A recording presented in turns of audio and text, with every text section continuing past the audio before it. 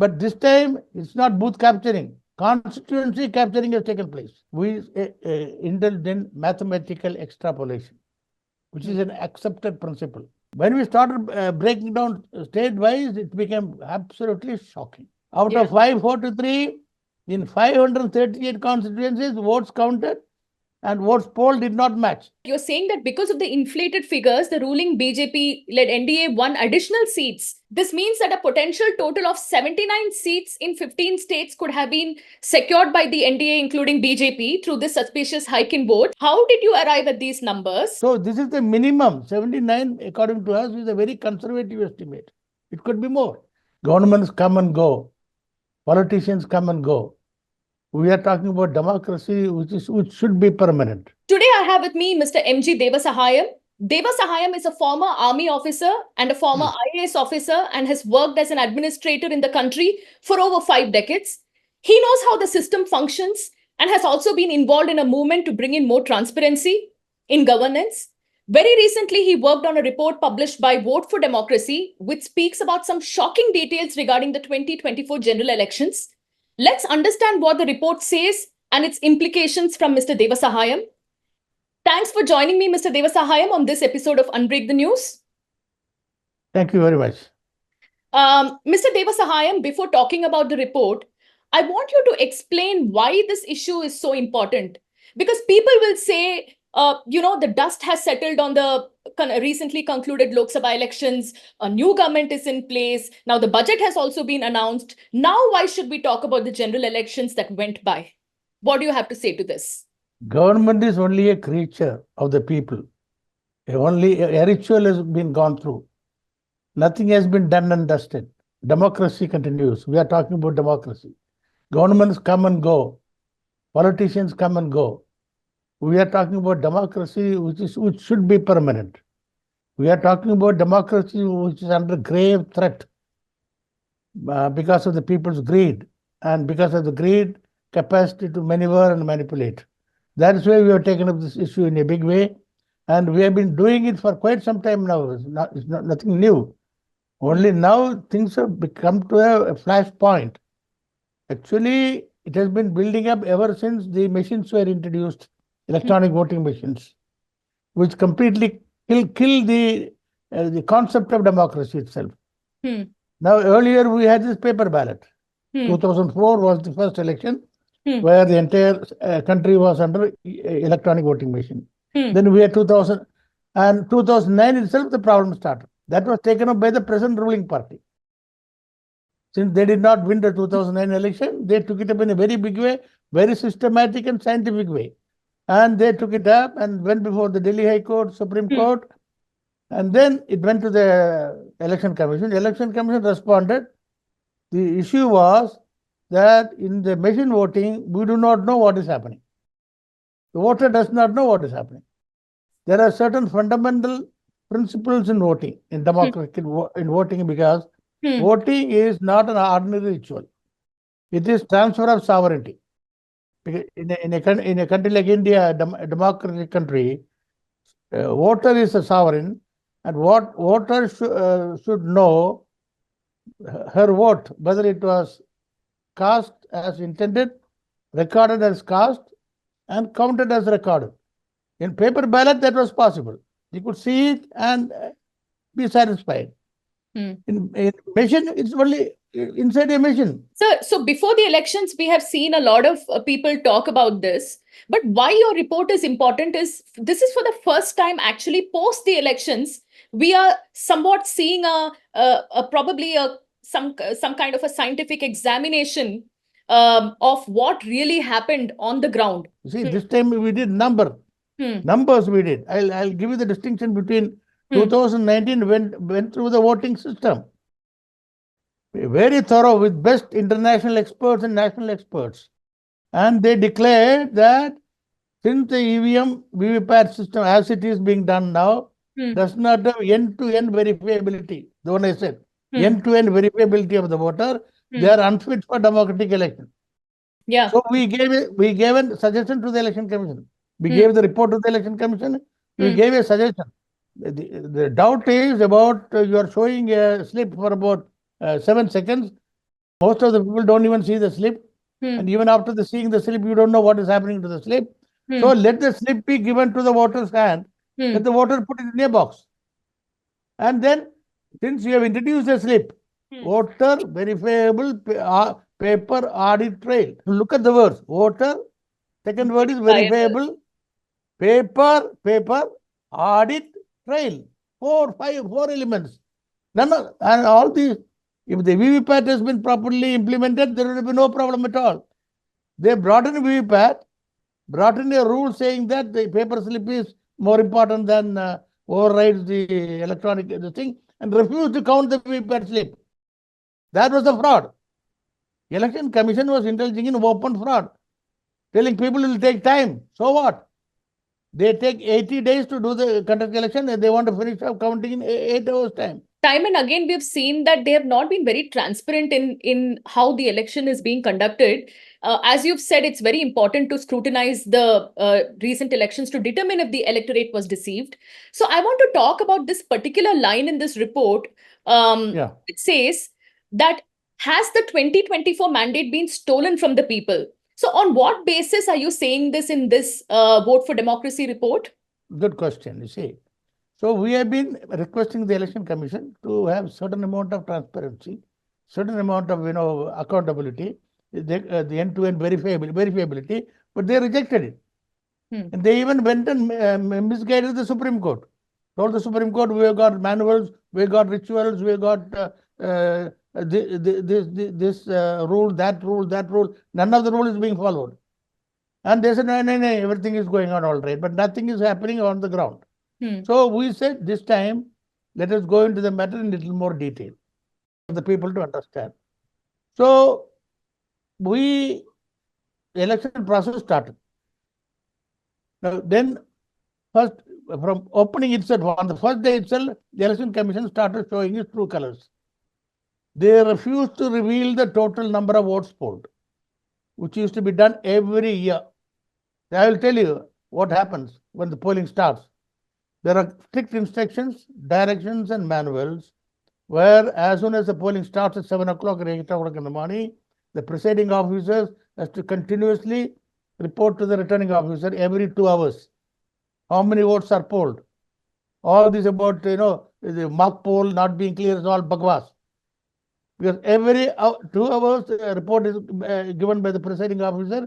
If there was any mock poll vote, about 50 odd votes left out in the box, they could have found out in the first 2 hours itself and removed it. So that's a lie that the Election Commission is telling. So the report and returning officer compiles it, and he sends a report at 1 o'clock. Then a second report at 7 o'clock in the evening. Then a final report late in the night, and next day morning.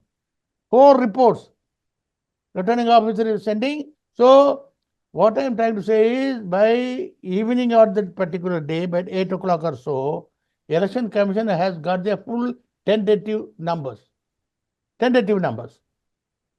At about 8 o'clock in the evening that day, maybe 9 o'clock. But next day morning, by 8 o'clock in the morning, they have the final numbers. Absolute numbers. After that, it cannot vary. Even 10 votes cannot vary. This time they said, no, we will not give you the number. They took 5 days, they took 11 days, then they gave percentage. Okay, bad. People, there was a hue and cry. Then percentage itself started varying. Phase 1, when they gave the percentage, the final number which they gave, there was variation starting from 4%, 5%. In some states, it was 10 to 12%. It is absolutely unacceptable.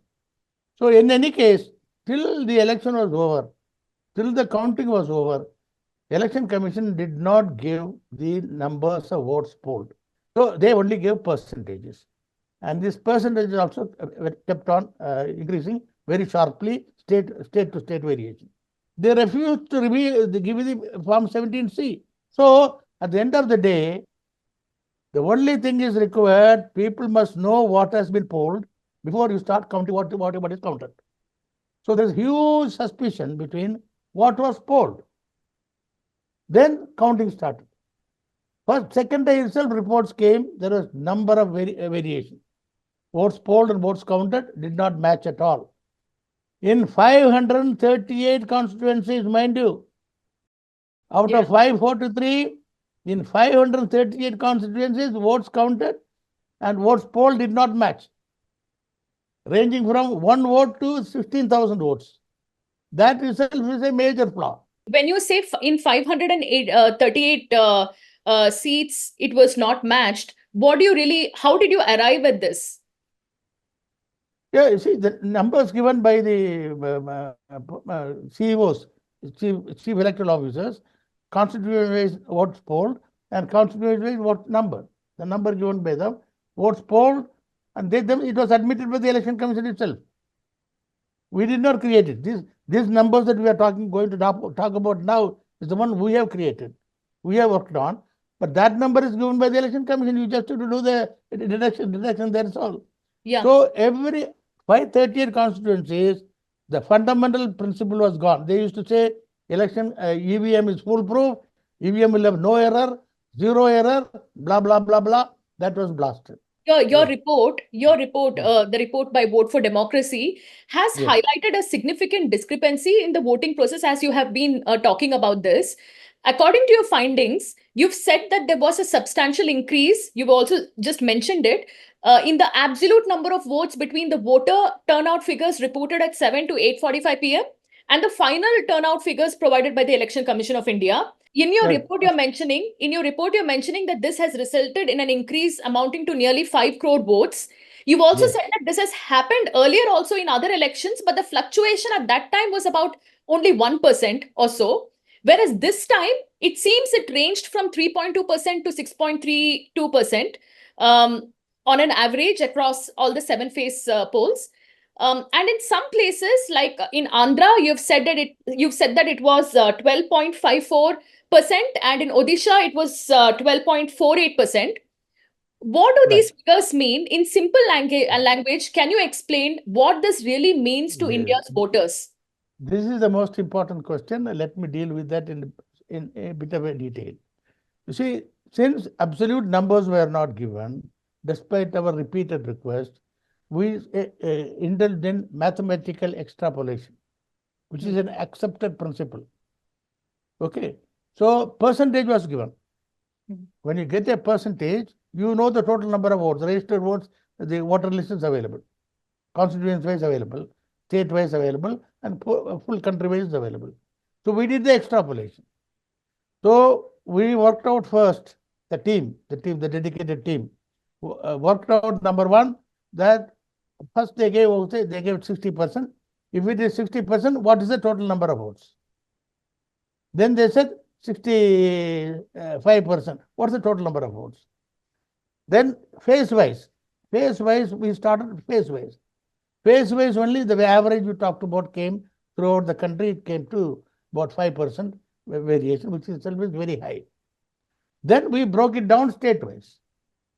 When we started breaking down state-wise, it became absolutely shocking. Orissa, Andhra Pradesh, Maharashtra, Karnataka, Haryana, some of the West Bengal, lots of states, and then our suspicion deepened.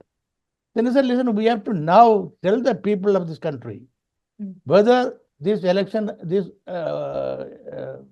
has been free and fair, whether the mandate of the people has been really executed, whether this government has the mandate of the people. We decide on a norm. Find out in each state total number of additional vote dumping, the spurious injection of votes, we call it vote dumping. That's the spike in votes. And work out the average, how much it works out to per constituency. For instance, in Orissa, it's about 2 lakh per constituency. Then you work out in how many constituencies the winning margin is lower than that. Winning margin is lower than the average. Then you decide as to how many seats this mischief has taken place. That was calculated state-wise. That is when we arrived at the number of 18 in Orissa, Andhra Pradesh, also I think, I don't know exactly the number. For the point that you made right now, I'm just looking at the figures, okay? So you're basically saying that, and this is so important for also the people to understand, that you're saying that because of the inflated figures, the ruling BJP-led NDA won additional seats across various states. Specifically, you're saying that this manipulation resulted in, let me read out from the report. It says 18 more seats in Odisha, 11 in Maharashtra, 10 in West Bengal, 7 in Andhra Pradesh, 6 in Karnataka, 5 each in Chhattisgarh and Rajasthan, and 3 each in Bihar and Haryana. Bihar, Haryana, and Madhya Pradesh and Telangana. Additionally, you're saying that it led to 2 extra seats in Assam and 1 each in Arunachal Pradesh, Gujarat, and Kerala. Basically, what the report says is, this means that a potential total of 79 seats in 15 states could have been secured by the NDA, including BJP, through this suspicious hike in votes. If this is true, the allegations are very serious. I want you to tell me 2 things. A, how did you arrive at these numbers in details? There will be many naysayers who will say that you are trying to defame the government, so it is important. No, that's what it just now. All these states that we have just read out, we looked at the additional pumping of vote. It's there in the report. It's calculated. There's a big table there. What is the additional number of votes? Say, let us say in Orissa, it's about 84 lakhs were pumped. I mean, 42 lakhs, 42 lakh votes. 42 lakh votes. They have 21 constituencies. 42 lakhs divided by 21 is 2 lakhs. 2 lakhs per constituency. Then I said, what is the winning margin? So in 18 constituencies, the winning margin was less than 2 lakhs. Got my point? So it was assumed all these 18 seats were won by a particular party because of the spurious injection of votes, the pumping of votes.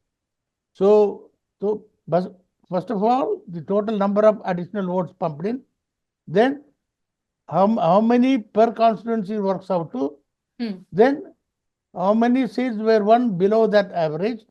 So this is the minimum. 79, according to us, is a very conservative estimate. It could be more. So you've constantly used this word spurious injection or pumping in of votes.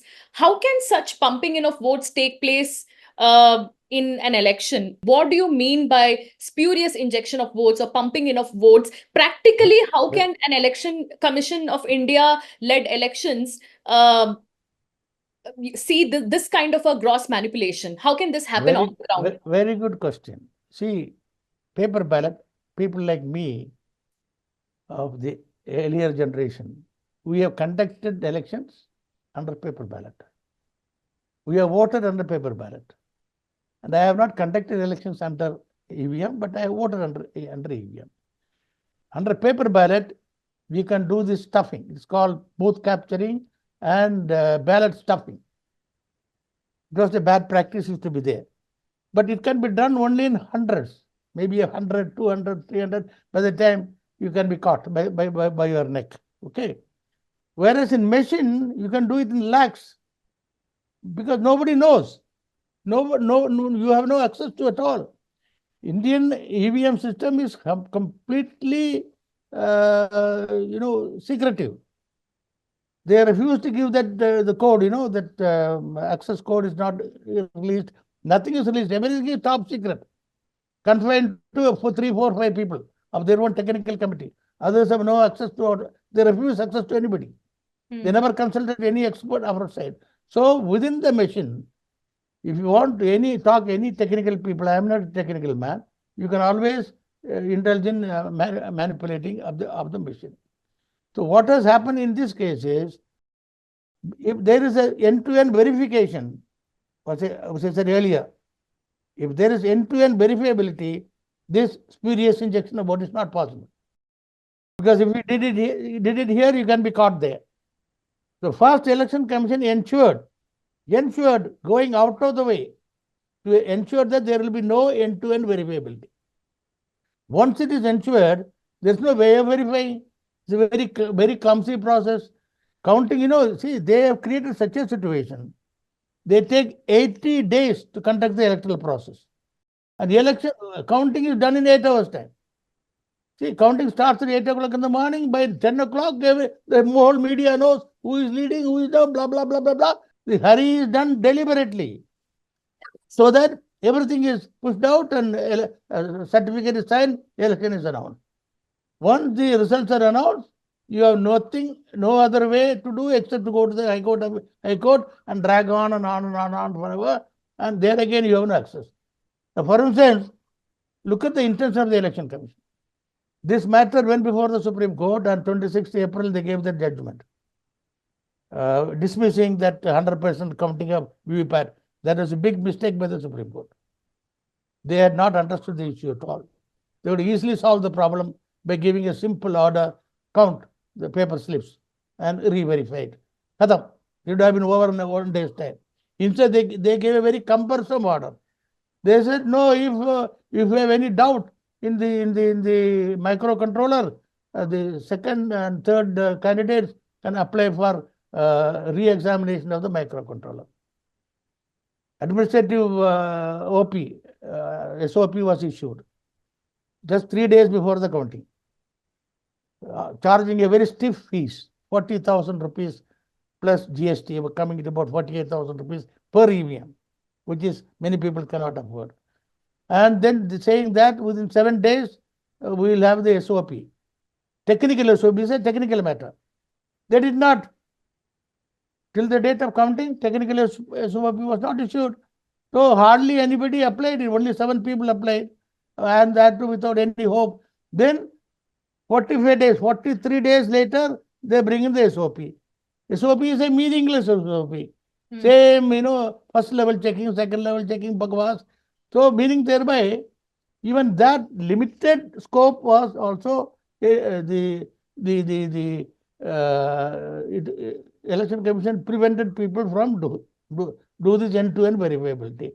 So when there is no verifiability at all, you can always do it. And look at the stakes. Look, capturing a power in such a large country. Question is, see, listen, we are not the formal arbiters. We have done this exercise because of certain reasons. And we have given this report, we have given this notice to the Election Commission. Now, in legal parlance, there is something called circumstantial evidence. See, every crime does not have direct evidence. Okay, you know it. I don't have to explain.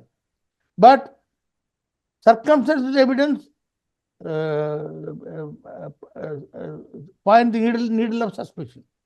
It is for the investigating agency, the police, the other investigating agencies, through various tests and other things. They must kind of establish whether a crime has actually been committed. You're speaking about circumstantial evidence. Clearly, your study has pointed out a lot of gaps in the current system. You have also given a couple of possibilities through your circumstantial evidence and through your study, where you've said that EVMs have either been tampered with, or the EVM machines have themselves been changed or have been replaced, or you're saying that functioning of EVMs is grossly defective. Your study has also said that there is a possibility of rigging during the election process. So these findings are extremely important. We cannot just let it go. But I also want to talk to you about this letter that was sent to the Election Commission of India on 18th July. Who all were part of this? And what are you basically asking in the letter from the ECI? See, we have given a very elaborate so that nobody should feel that we are cooking things up. So you're not very elaborate. You're not calling it a letter, you're calling it a notice. Notice. Why? See, this petition, this request, the memorandum, these are all, not the correct term in this context. The Election Commission is the servant of the people, constitutionally contacted. We, the people, have given these powers to the Election Commission of India. Nobody else. We, the people, constitute the Election Commission of India. We, the people, are paying for the expenses of the Election Commission of India. So, Election Commission functioned on behalf of the people to conduct election in a free and fair manner, because and so that the people's mandate prevails and the government of the day as per the wish of the people. Whomsoever they elect, we are not talking about that at all. They may elect anybody. We are not talking about A, B, C, D parties of no concern whatsoever. So we feel that it has not been done. So it warrants a full-scale investigation to find out the truth, independent investigation. So what are you basically talented. saying in that letter? What do you want the ECI to do? One is full-scale investigation. Full-scale investigation involving experts, number one. Number two, countermanding of the elections, these 79 constituencies, where reasonable and serious doubts have been expressed about the integrity. Let them do their own verifications and go in for countermanding of elections. And there are provisions in the Representatives of the People's Act for countermanding of election. As of now, it talks about booth capturing. In the event of booth capturing, if the election cannot be conducted in a free, fair manner, and it will be tilted in favor of some party, the Election Commission has got full powers to countermand the election, even months after the election has been over, when you come to know of the facts. It has been done a couple of times during session times and otherwise. But this time, it's not booth capturing. Constituency capturing has taken place. How can the Election Commission of India order an investigation into their own dealings? And even if they say, ask a third party to investigate, do you think that we'll ever get to know the truth? No. There are also provisions available in the Constitution for the President of India to intervene. Next step will be, in formality's sake, we'll complete the formality going to the President to order a full-scale inquiry and investigation, because the Election Commission functions under the supervision of the President. If this doesn't happen, then we'll have to go to the people. People have to decide for themselves whether they want a manufactured democracy or a genuine democracy. People have to decide for themselves. Thank you for all your insight, Mr. Devasahayam. There are lots of questions that the ECI and the government must answer. But so far, what we have seen is a virtual silence, and the 2024 general elections have been virtually, you can say, brushed under the carpet. I hope we get more clarity and answers from the Election Commission of India and also from the government on all the allegations, so that the sanctity of the free and fair election process is maintained. Thank you for joining me.